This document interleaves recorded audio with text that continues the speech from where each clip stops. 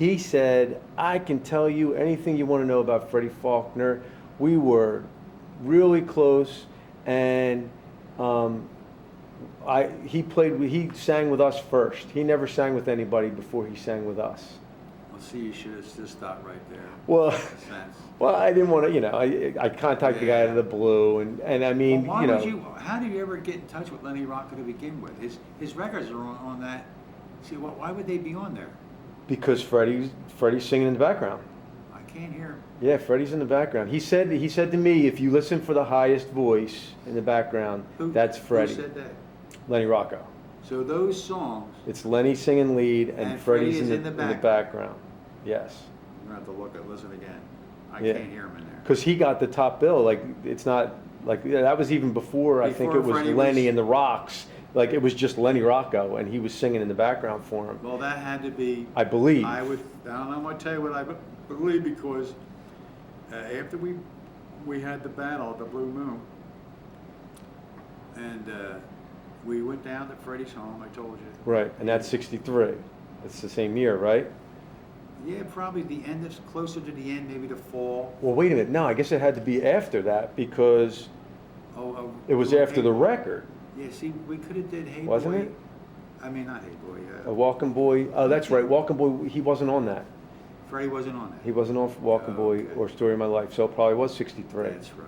So we went down and seen him at this girl's home, who he was going to marry, and he was playing the piano, playing music for us, and everything was happy. We're going to get together. I got your phone number, blah blah, and we stayed for about an hour and we left. And that's the last time I seen Freddie Faulkner. So now your dad says he's seen him in '67.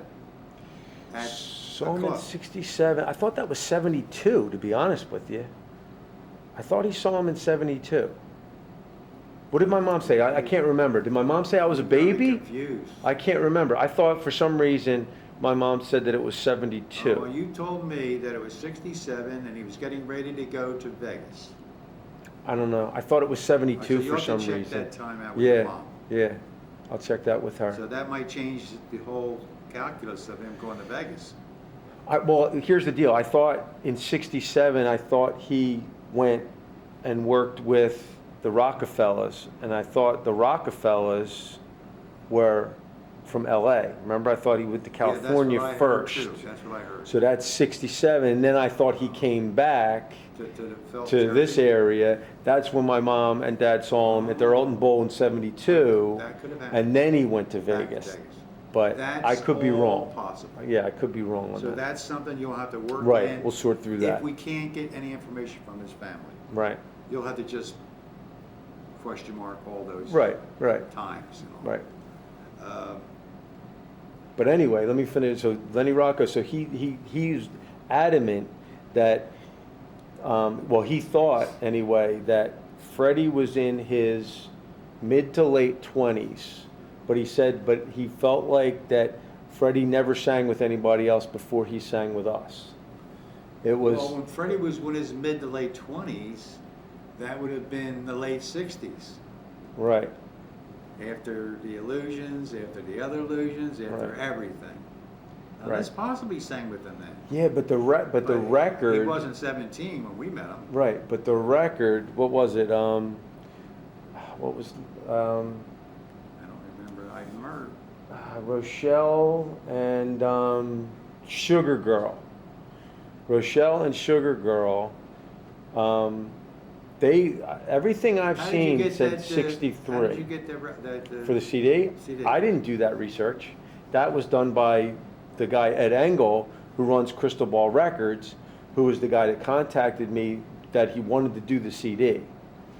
Bosco, I don't know how, like Bosco, I had been in touch with Bosco back and forth, because when I found the article, then I contacted him. And we corresponded, we were writing back and forth emails, and then I think he pitched the idea to Eddie Engel, because that's his buddy, and then Engel contacted me to see if he could have the tapes and see if he could do it. And all he was going to do, this is interesting, that CD, Illusions, Now You See Them, Now You Don't, that was supposed to be, it was supposed to be called something like Many Illusions. And it was going to be a CD with the 3 Illusions groups. The one from New York, you guys, the old guys. and the ones from, I don't know where they were, California, I guys, think, or yeah. something. But anyway, Ah. that's what that CD was supposed to be. But when I sent Eddie Engel all your music, he loved it so much, and I gave him so much that he said that he would do it just the Philly Illusions. And what he would do is he would add the music done by Tony so he and added that. Freddie and my dad outside of the Illusions to fill out the rest of the And CD. this girl, how did I don't she know get how on the there? girl played. I don't know how the girl played into it. I saw that on there. I'm like, what is this? I don't even know what that Scratching is. my head. Who is Yeah, it? I don't know. Lenny Rocco, when I saw it, I said, Lenny Rocco, who's that? Right. And who's this girl? So like, I still don't know who the girl is. Yeah. Now after that, when we get Freddie Faulkner and the Notorials and Right. Rockefellers, Right. that goes because he's an illusion. Right. And then all your other dad's work Right. with your the Common Pleas and Right. the other Common Pleas. Well, the Studebaker, Hubba Hubba, and Okay, right. that all worked too. Right. So that all worked out, but that CD has to be redone. But it can't be redone until we get the new So we get the material. new music. Sure. Sure. But it should be redone. And do it right. Right. Do it right. Okay, now, Joe Renzetti. Here comes the real piece of resistance. Right. Well, so now we have to backtrack a little bit, right? To go back to Copycat Love. Oh, okay. So we should probably go backtrack let me and go get that back on, here. get that. Yes, yes, I called you, and I was thinking about, well, I was thinking of Bobby Rydell. And that fast, Bobby Vega come into my mind. Bobby Vega was a young singer back in the late 50s, early 60s, who had a big-time backer, and they had a song, Copycat Love, that they wanted to record. George Cicero was our manager, and they asked him if he with Illusions would back him up, which we did. And the record wasn't that good, but the Illusions were good. You guys sound great. You Yeah. heard Yeah. You guys sound fantastic in the background. I wonder if George Cicero is the guy that Joe Renzetti was talking about in the email, who had a bad No, temper and no, threw no, his George- refrigerator out of his house. No, that wasn't him. That was Latimer Okay. Street Records. No, George was Okay. an executive. Oh, okay. He was a Okay. businessman. Okay. He wouldn't do that. No. But anyhow, when we got the record, you got the record, it said arranged by Joe Renzi. Now, you called me and says, do you remember John? I didn't have a clue who Joe Renzi was. And by the way, your mother said she met Joe Renzetti. Mm-hmm. I don't have a clue how that happened. She said, I thought she said one time that he came over to the house. That's all. I don't know. Maybe that was after the Illusions. Maybe it was when he started his solo thing. I don't know, because he was in a different circle then when he was doing the solo thing. Yeah. Because when he got signed by Columbia, the woman that signed him was the woman that she basically ran the Beatles marketing and merchandising in the United States, Sealtab, and of course now her name is escaping me, but So she's the one but that she was- of Joe. I don't know. I mean, that's the thing. Like she was pretty big, and I am it's skeptical possible. of your dad meeting Joe Renzetti. Okay, That's all I can say. right. I don't know. I could be 100% wrong, but I don't can't know. understand why because after we did that record, Copycat Love, and that was before, no, that was after we had cut the Better Late Than Never and Rock and Roll Train. Right. It was after. It was the original It Illusions. was the original Illusions. Right. But after that, he was out of our life. I mean, he didn't know us from Adam. So there'd been no connection with him at all. The only thing that's peculiar is that I do remember my dad and mom talking about Joe Renzetti when I was a kid, and I remember them going crazy when they saw his name in the credits for the Highlights for that. Parade. No, well, they saw it. They actually saw it on the movie Fatso with Dom DeLuise. yes. But he did the music for that one too. But I remember them going crazy over that, and I wonder how he would have knew that. but he knew his name. So I mean, if he didn't know him, This he is remembered his something I name. don't know. I don't know either. Okay, I'm lost here. I don't know. Yeah, I Dad don't know. might have somehow Right. through someone else knew Joe Renzetti. But anyhow, Right. so now we get Copycat Love and we see the name Joe Renzi. So now well, by the way, how did you get his email address? He's big enough that I just looked for him online. I just And Googled him, boom, it and he's popped got up. his own website. And then I just clicked on the Okay. link to be able to send him an email, and he got right back to me. As soon as he hears all this old, Yeah, he loves you know, the he old loves music it. He news, he sure- wants to I think that's chime his in. soul. Sure. Doo-wop. Sure. So now, so you've made a connection with him through your father, and now through Copycat Love, which sort of opened the door, because now here's his name on a record, and it's the first connection he has with the Illusions. hmm Now this is big because he's the one that did the record. He's the one that showed us how to do the right background behind Bobby Bacco, and he remembers us because he worked with us for, I don't know how long it took to do this record. I can't remember. And he said to you, if I had a picture, I might remember. He said, Something to that what effect? did he say? Yeah, He I said, remember I downloaded the email, so I have it. right, yeah, he didn't, right, he wasn't big time in me, but he's like, I've worked with a ton of different people. I remember the He's Illusions. like, maybe, yeah, he said, maybe if I saw a picture of your dad or saw a Right. picture of the Illusions, I would Right. know, but, you know, I don't, it But doesn't ring a After bell. you told him Copycat Love, Then he said, remembered. now I remember the Illusions. Exactly. And he thought and he said in the email, he thought you guys were good. And he did say, if I seen a picture. Right, Am I right? right, Okay. yep. So now where does that bring us to? Well, I just told you about Rock and Roll Train, how terrible that was put together, the band. It was mixed terrible. And anybody that really understands music, if he listens to the piano version and this version, they'll say, oh my God. It's so funny because Oh my God. I know, I mean, I've it's said just- that all along. The dub I- versions were I so can't- much better, right, yeah. I can't believe when I listened to the versions with the piano. Oh, by the way, I didn't tell you that was Mike Francis. On the piano? You're right. Oh, okay. Of Rock and Roll Train. yeah, he did.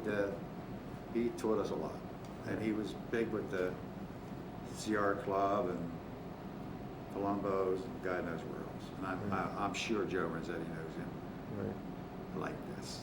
right. They stuck together down there. And Mike Francis was a lot older than Joe Renzetti. So he might have worked with Mike Francis. See? Right. This is what I'm...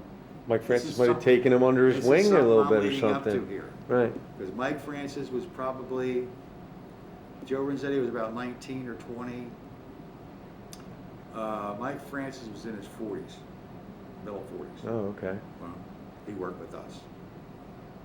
And so the point I'm trying to make is, there is enough material on our CD that is wrong, that if it was arranged the right way, with the right band, who knows? I don't know. For it's just Hey Boy alone, great tune, great voices. It was not arranged right. And anybody that knows arranging, like Joe Renzetti would, as soon as he heard it, Right. he would say, the drums are horrible. Sounds like a marching band. Mhm. That's number one. I've been listening to these records, by the way, every day for the past 2 months. Oh, really? I'm older now, and I'm listening, and I'm finding faults that I didn't know before. Right. Lonely Soldier is pretty good the way it is. I wouldn't touch Lonely Soldier. It was really mixed very well. And Walking Boy and Story of My Life, one, and I'm not sure which one, should have been cut down a note lower because your father was a little too high. Mm-hmm. If he would come down a little bit better, lower, it would have been great.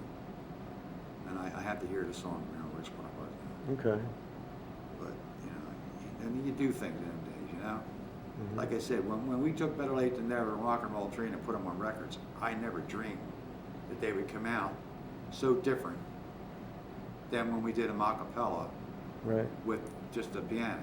Well, that we're coming back to whoever mixed them. Too much band, not enough vocal. Right. You know, wherever he did, he goofed up. Mhm. So was thinking if we sent, this is really have to be worded really, really carefully. Because for one thing, more than likely Joe Renzetta does not want to give you any address. So you'd have to say that you mentioned a picture.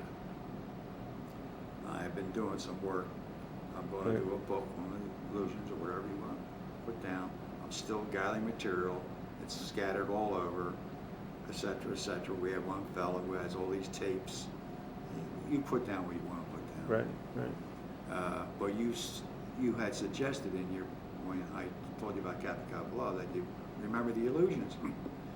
And then if you had seen a picture, well, I have a picture done by Michael Denny that I think you'd love.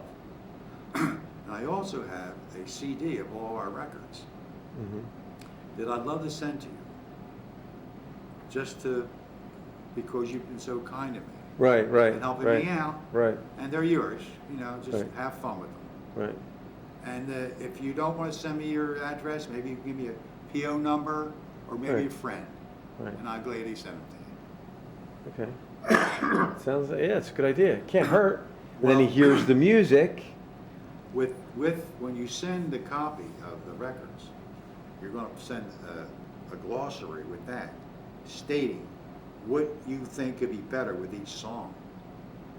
What do you think, Joe, if this was done, and just track 7, Yeah. track 9, Right.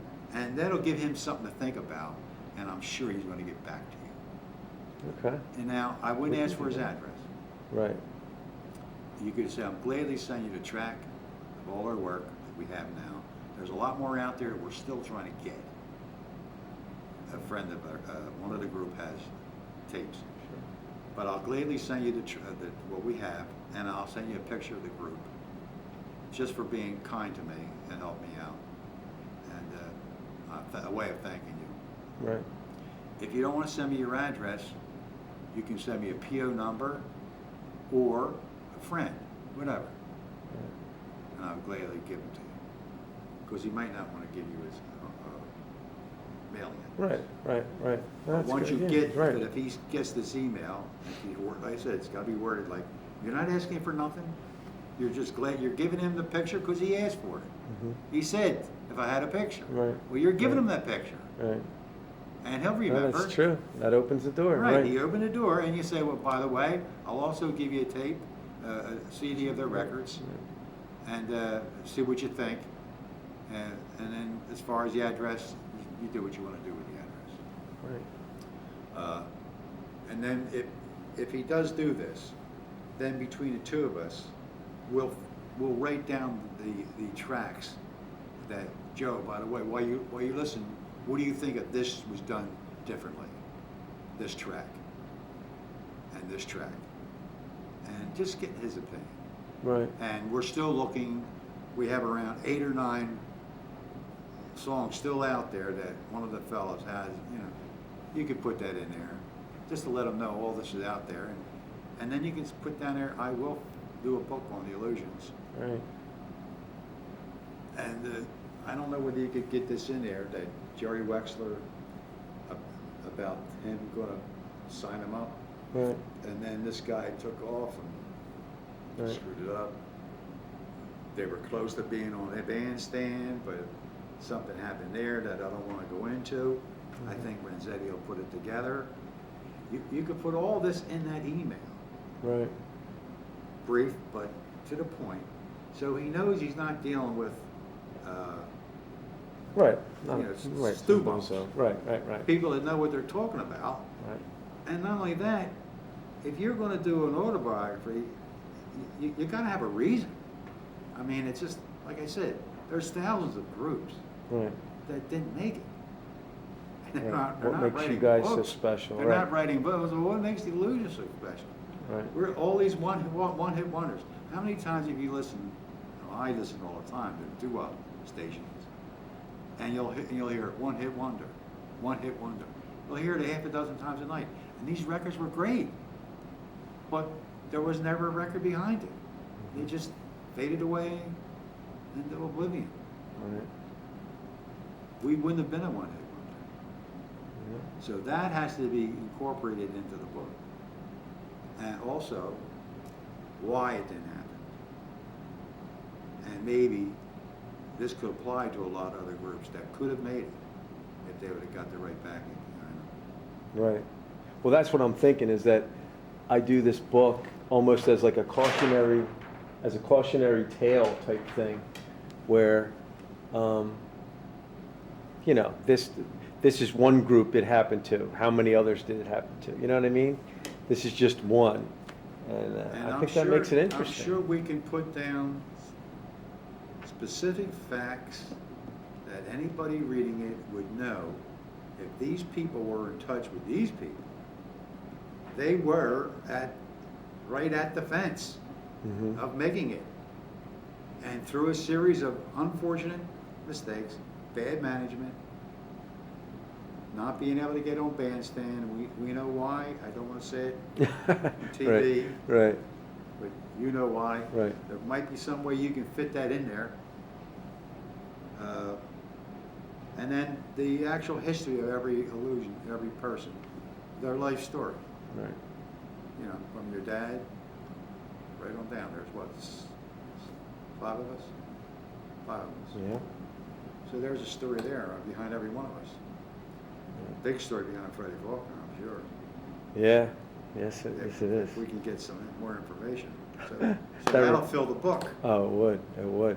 That reminds me, Freddie Faulkner, Lenny Rocco said the one thing that, because I said, you know, what happened? Why did he leave? What happened? He's like, oh, don't get me started on that. He's like, that son of a gun stole my drummer. I guess him and the drummer left his group, and he took the drummer with him. So. That sounds like Freddie. But I was wondering, I'm like, I wonder if that's John Monforti. No. He's like, nah, it wasn't him. No. But I just. No, it wasn't Monforti. But that's funny. But there's some link there between Freddie and Monforti, because I told you when I talked to Monforti's son, and he thought that one song, the one he did with the Rockefellers. Little Driftin' Amy? Yes, Little Driftin' Amy, but it was the other one. It was the other side. Yes. Cigarettes and Matches. No, wait, then it Cigarettes wasn't and that. Matches. See, he was It saying, was My Valerie. Yeah, he swears that his dad played on that record, and he thought for sure it was the Illusions, and I'm like, it was not the he was Illusions. playing with Cigarettes and Matches while we still were together. Oh, really? You Yes. remember that? Yes. That's the only one I remember. No kidding. All the other records I never heard of until you just showed. You know what? I think But my I mom remember Cigarettes remembered and that. I Matches. think my mom remembered He had that. been playing with these. He said, "What do you think it is?" And he started playing the record for us. And maybe that was going to be, hey, that's our next record we'll do. Right. On record. Right. The same time, your dad was working on Walking Boy. Right. Not So that Story of My was Life. late '63. That's right. But not Story of My Life. You don't remember I that one. think it was Walking Boy was the first one he was working on. Okay. I'm pretty sure. And then the Story of My Life came later. They were both. That was A and B side, so Yeah. that was the same record. But Right. yeah, I guess it came right afterwards. And so we don't know. Because you saw what Bob Bosco wrote in that article, that What did he say? thinks Walking Boy was. he thought Story of My Life would have been top of the charts, It would- even yeah. with the Beatles coming over at that time. Yeah. And Does- let everything me else, ask the you, does any of Motown. the fellas that your father knew from his band, what was the closest guy to him with your father's bands? Jamie Walsh? Jamie Walsh, yeah, Is he the Jamie closest? Walsh, Does he yeah. remember these songs? No, all he remembered was, like I said, What's the first thing he remembered? he remembered coming to your rehearsals with the Illusions, and him coming and watching you guys doing the Four Freshmen and doing those harmonies. Oh, wow. He remembers that, and that's how he says to this day he fell in love with music that time. and he's still performing now because How about of that? what he saw then. And how old was he? And he was, well, he's 65 now. Oh, he was a baby. Yeah, He was really young. yeah. He was just a kid. He was a young. How did he know your dad? My mom was trying to figure that That's out. a Thinks that there was an ad in the paper. Oh, and I that in don't- the paper. I don't know. I don't know how he would know your dad so young. He went to, Your dad was like what, almost 10 years older than him. right. Well, he was like, I think it was 7 or 8 years 7 older or 8 than him. years Yeah, older than him. yeah. So he wouldn't have been hanging with him. No, Oh, your dad was no, married anyhow. no. He, I think he, Well, that- I think like we were just talking about how like Francis might have taken Joe Renzetti under his wing. I think my dad kind of took him under his wing. That's very And then possible. when you guys broke up, and then when he was done doing his solo thing in 65, 66, he came back and started that Hustlers group. And in that Hustlers group was Jimmy Biggs Oh, and okay, Jamie yeah. Walsh Yes. and my dad and Basil. And then Okay. eventually that morphed into, because Jimmy Biggs was in and out, they got Mickey Jones, who lived in like Roxborough or Manayunk or something, and they hooked up with, that became the Common Pleas. Okay, let me just tell you why. I think your dad might have been mad at me, but that's hypothetical. Right. Like I say, when the band sort of was drifting after the battle we had at the Blue Moon, Mm-hmm. and we had seen Freddie, and my mind goes blank. After we seen Freddie down in Hamilton, Sure. we came back, and I know it was me, Tony, and your dad. And after that, my mind goes blank. But remember, my wife and me had separated. Right. I had lost my job. Right. I was having major problems. And I sort of shut everybody out. Now, did your dad try and get in touch with me? And I just ignored him. Yeah, I don't know. Maybe. Quite possible. Yeah. Because I'll tell you, I got in touch with Tony. And I was living on York Street. And that would have been 1967. 66, 67. And I went up Tony's, and he was working on my car. And we were pretty close then. I was going up his place once a week. Mm-hmm. And I don't remember anything of, he was singing at the bar down the street. Like on the weekends, he would sing at the bar. Mm-hmm. You know? Right. He wanted me to sing with him, and I just didn't have the time. I said, I can't do that, Tony. So, at that period, Tony never brought up to me about your dad or Freddie Faulkner. I don't remember saying, geez, Freddie Faulkner's in California, or Freddie Jones has got a group. There's nothing.